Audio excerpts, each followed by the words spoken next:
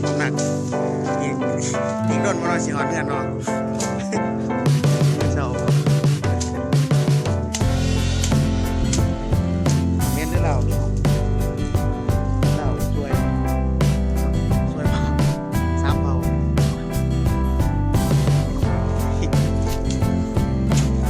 ประโยชน์ตักแลบปลาหาแลบปลา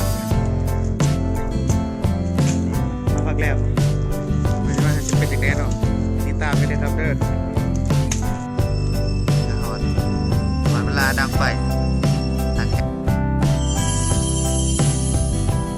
เสียงมาเนาะเสียงแรงไหมแคมป์หาที่พักเอาแคมป์พักก่อนวันพักหนาว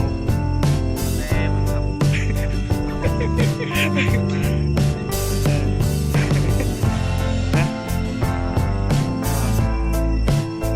นี่มันเขาดาวกลางป่าตรงนั้น